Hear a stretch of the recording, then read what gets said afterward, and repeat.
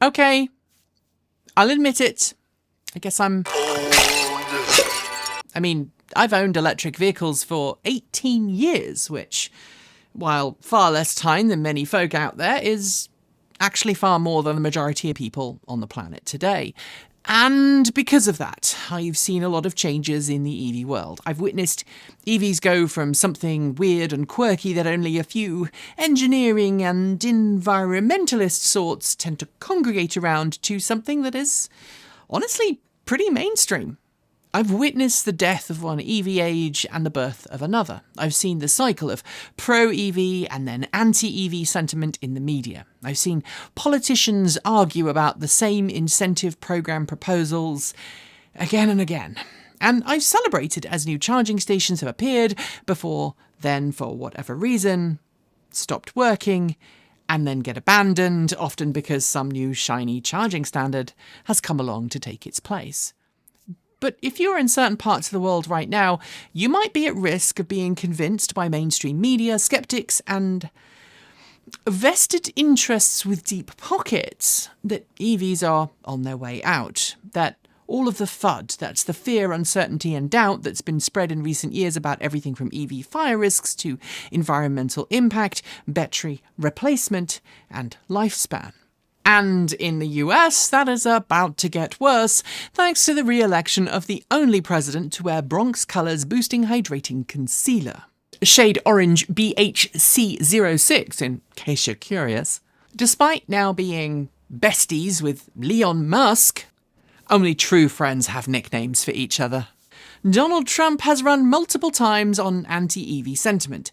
His incoming administration, totally not following Project 2025, but somehow managing to employ a number of its key proponents, has already made threats against EVs in the form of rolling back EV incentives. They've talked about trying to get out of the US Post Office's contract work with Oshkosh to electrify its fleet, and they've talked about abolishing the EPA, effectively removing any automotive emission requirements. It's led some in the industry to panic about what the future holds for electric vehicles, some to worry about how EV's time to disappear has come. But you know what? I frankly disagree with all of that, because in reality, EVs today are just way too big to fail, and I'm going to explain exactly why. What was I thinking? I ain't old!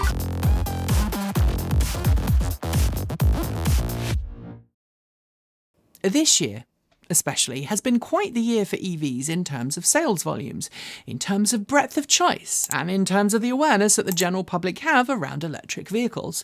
And despite people still screaming that nobody wants to own EVs, EVs are so common in many places around the world that they are no longer unusual or quirky. It's pretty obvious at this juncture that those who are coming into power in the few short weeks in the US have no intention of accelerating a transition towards a zero-emission future. Many in the incoming White House have openly called climate change a hoax, dismissed the efficacy of vaccines as mumbo-jumbo, and one particular individual, whom I shall not name, has even gone as far as to suggest that homeless shelters are nothing more than a way to launder money. I'm not going to signify any of that with a response, but what I am going to do is to tell you what we're going to be covering in today's video, namely that EVs are already too big to fail. I'm going to examine what happened the last time EVs were pushed to the curb and explain what's different this time. I'm going to remind you where EVs sit on the global stage today and examine why, unlike last time, EVs are not going anywhere. But before I do, because my brain is like that, two quick reminders. Firstly, the world is much larger than one country or region or market. While actions in one place will undoubtedly influence what happens elsewhere, history has taught us that when the US stops doing something because the person in the White House doesn't like doing that thing, the world doesn't fall apart.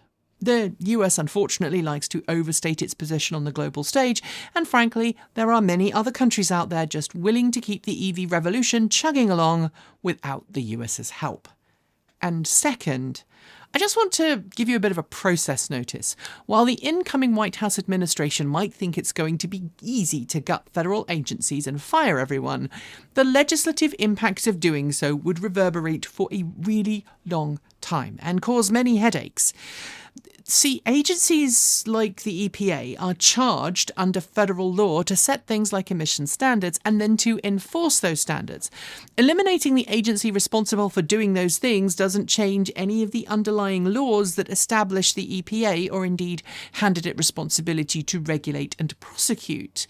And while I am most certainly not a lawyer, it looks, from a layperson's perspective, that any attempts to eliminate government agencies will result in a whole bunch of lawsuits aimed at the government for violating its own laws. And that will tie things up for a long time. And how do I put this? There are so many laws tied in with regulation and oversight that rewriting and eliminating them would take a very long time, and I honestly don't think anyone in the incoming administration has the fortitude or interest to be that methodical. Okay, I promise that my political commentary is done, so let's look at the history books. There have been several key pivotal moments in the history of EVs where, for one reason or another, EVs have been sidelined. From the very early EVs through to the cars made at the end of the last century, it's usually been the oil industry that's helped convince consumers that internal combustion engines were better. In the early 1900s, when those who lived outside of cities didn't necessarily have power, gasoline engines were praised for their ability to run even where power wasn't available. And in fact, some recent theories suggested that had the New Deal happened a little earlier in the US than it actually did, and utility-provided electricity had become more commonplace a little earlier in history, maybe both fuel choices would have evolved more closely together. In the mid-20th century, EVs were explored as an alternative form of transportation during various oil crises, and short-range EVs were made and sold in limited numbers. They mostly made use of lead-acid battery packs, which, while cheap, were heavy and restricted range and performance. It's important to note here, as per the video we filmed a year or so ago about an early 20th century EV, that when EVs first debuted, they mainly used batteries based on a design by Thomas Edison. They were nickel-iron based and had a truly impressive lifespan that allowed those cells to last decades and decades and decades without requiring a replacement, as long as they were properly maintained. That battery allowed EVs to remain competitive in the marketplace alongside slow, noisy and smelly gas cars in big cities, but thanks to the Ford Model T and its spread across the world, EVs were sidelined. And by the time EVs came back into focus, ICE car technology had evolved considerably, but EV tech, not so much. And while EVs never really went away per se, the history books are full of models made in every single decade of the last century, models that I would also acknowledge were mainly niche market. When they actually emerged in a more mainstream way at the end of the 90s and into the start of this century, EV technology had evolved to a point where EVs were capable of easily matching gasoline vehicles for daily driving needs. They had incredible acceleration, they were easy to drive, they had ranges that allowed them to be used as daily drivers without a problem, and they could be charged easily. But as the film Who Killed the Electric Car detailed, they were still made in limited quantities by automakers that really did not want to make them. Those automakers were forced to make them in key markets around the world, and aside from a few exceptions, Norway being one of them, they fought against regulators who wanted EVs to improve air quality. Automakers and oil companies conspired to buy up the rights to the nickel metal hydride batteries that many of those EVs ran on, and well, I am not going to reprise the entire plot of the film here, so just go and watch it. Back in 2004 or thereabouts, it was relatively easy for automakers with deep enough pockets to campaign to have regulations axed that required them to build and sell EVs. EVs weren't available nationwide in the US, and they weren't available nationwide in most other markets. In fact, they were only available in major cities. They were still something that only enthusiasts and folks in the right place at the right time were lucky enough to drive, and many more people didn't know they even existed. But today, that's changed. Thanks to cars like the original Tesla Roadster, which picked up the baton and demonstrated that EVs could be quick, sexy, and travel a long way between recharges, automakers like Nissan and Chevrolet started to pay attention to the EV market. And importantly, cars like the Nissan Leaf spread into enough markets around the world. Remember, the Leaf was available in more markets than any EV before it. That playing the same kind of tricks to kill it off wouldn't have worked all that well. Let's also not forget that the Nissan Leaf, like the Mitsubishi i-MiEV that beat it to market by a few months in certain places, offered fast charging for the very first time outside of a few select niche markets.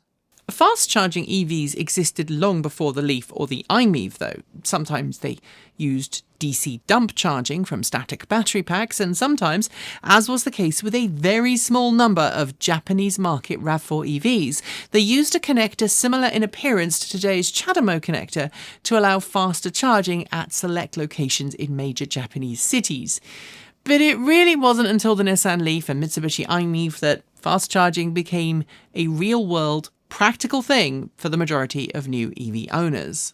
The Tesla Model S and X, which then followed, along with CCS-capable EVs that came to market around the same time, allowed the cementing of the fact that EVs could fast charge and get you back on the road reasonably quickly. And I would argue that fast charging, above anything else, has helped sell and cement EVs. Sure, many people may flock to the brand or another thanks to its long range or quick performance or fancy gadgets, but without the ability to recharge quickly on a trip, most of those features don't mean anything. Of course, it's also true that not everyone actually needs fast charging. In fact, most buyers don't need or even use fast charging all that much, although I will admit a small minority rely on it a lot. But even though most people don't use fast charging, the fact that it exists has dramatically helped people make that decision to switch to an EV. And that's led to more EVs in the world than at any point in history today. In fact, in 15 years, we've gone from a few range-limited models to a wide variety of different vehicles with different price points, specs, and target markets. Different markets have prioritised different things. I mean, you're going to be spoiled for choice for electric pickup trucks in the US, but struggle to find a good small city car. But Europeans have a pick of small affordable city cars, but very few options for electric pickups. But that is also okay and normal because each market is responding to specific requirements. The last time EVs were challenged, and automakers attempted to kill them with help from the oil industry, we had maybe a few thousand vehicles in key markets splattered around the world, but now there are literally tens of millions of EVs on the road. Of course, that doesn't mean it's not possible that somehow one market will manage to kill EV adoption and artificially prevent EVs from being sold through legislative efforts. Just this week, we learned that in the US, the incoming administration, in addition to ending all current EV incentives for consumers, wants to claw back unspent money earmarked for the expansion of EV charging networks. It wants to ban the import of any EVs or EV components that have originated in China. And that is being done under the guise of national defence. Unfortunately, though, while you might not think it, that would involve cars from many, many manufacturers from being banned from sale in the US. Why? That's simple. Manufacturing. China is currently the world's leader in electronics manufacturing. Banning imports of electronic components from China, or indeed vehicles or products that include Chinese-made components, would cause massive headaches for everyone in the US, including automakers. And right now, the US auto industry doesn't have enough in-country fabrication capabilities to meet demand, especially for EVs, or in fact, any type of car that involves a lot of tech. High-tech fab facilities take a long time to build properly, thanks in part to requirements for air filtration and clean room protocol. If you rush a fab, you risk contamination, which can cost millions of dollars to fix. And the same is true for battery manufacturing facilities. And while there are now more in the US today than there were a few years ago, there's certainly not enough yet to satisfy demand. Right now then, while a ban in the US on Chinese-made components and cars might cause a slowdown in EV production, It's not going to slow production and sales elsewhere, and strangely, as the incoming president has shown multiple times, he's very willing to change his mind quickly if there's money to be made. And EVs represent an increasingly large part of the global transportation economy. If you add in trade wars, things can get very messy very quickly.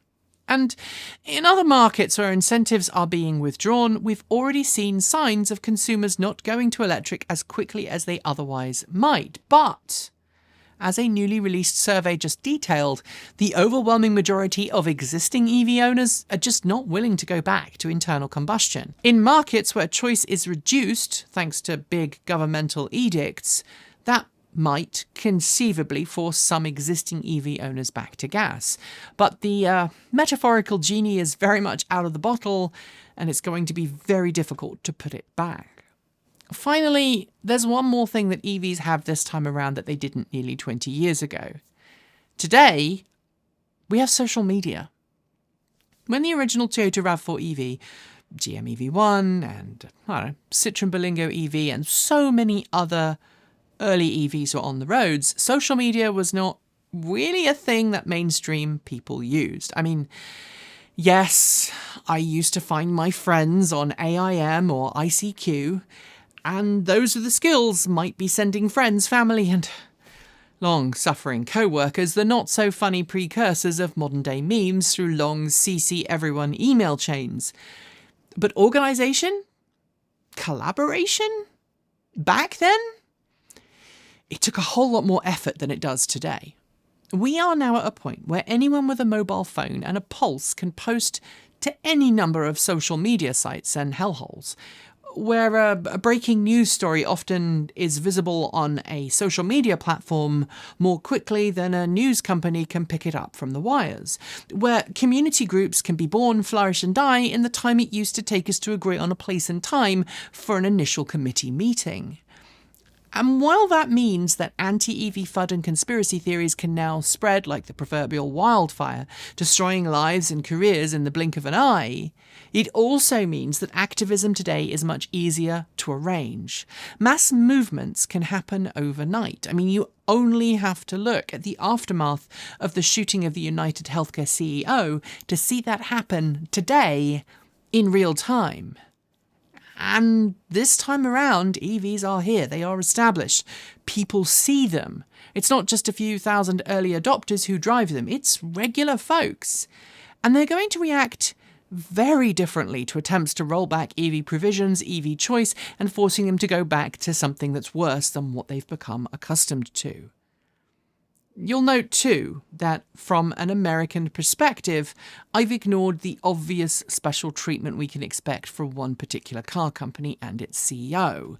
A CEO who is in the pocket of the incoming presidency. We're already seeing that at play. I mean, proposed changes to autonomous vehicle accident reporting that would mean that Tesla would no longer have to disclose accident data for autopilot full self-driving. But given the corruption we saw last time around and the promise of the same this, if you are a US EV driver, honestly, the best thing you can do right now is to ensure that your EV, and EVs in general, continue to have a voice. Become active. Speak up against FUD, join a community group, and lend your time and expertise to the cause. EVs are most certainly too big to fail. But honestly, right now, a little help never hurt anyone. Thanks for joining me today, and if you've got thoughts, make sure you leave them in our Discord chat room, on our Patreon page, or you can reach out to us using Mastodon or Blue Sky. Thanks to the amazing list of people scrolling by on your screen right now. They are some of more than 1,500 people who help fund this channel using Patreon and YouTube, helping us cover our bills, pay our team, and making sure that we can remain 100% independent. If you'd like to join them and see your name listed here, just follow the links below. There are a range of different tiers you can sign up for from as little as $1 a month, or if you pay yearly, just under $11 a year.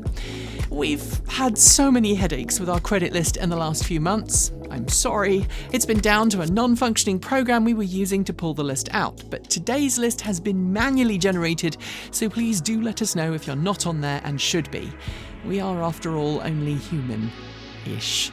A huge welcome to our newest supporters: Steve Abernathy, Mike Nichols, Zach Kane, Philip Atkins, Kat, Rob Thomas, Ryan S., Laura, Jay Alor, Celia Gonzalez, France G. France, Nicole Juan, oh yeah, Pedro Huget, Duran Valentine, Winfred Gerlach, John Trindle, Sarah Hendrika Biketon, Edward Kufka, Stephen Beatty, Jonathan Rees, MJY, Owen Patrick, and Gail Jackson. To join the list and get your shout out, become a paid Patreon member for your moment of fame. And remember, you can also now gift membership to someone else. If you'd like to support us with a one-off donation, you'll find links below to make Ko-fi and Bitcoin donations. And we even have an old-fashioned PO box you can reach us at. The address is listed below. And if you're in need of some swag, you'll find our swag store also in the down below. We've got some fantastic content coming up, so make sure you're subscribed on PeerTube or YouTube, and we'll see you very soon. We make new videos every Monday, Wednesday, Friday, Saturday, and Sunday. If you want more, the mighty algorithm thinks you'll like this video, but we also think that you should look at this one. See you soon, and as always, keep evolving!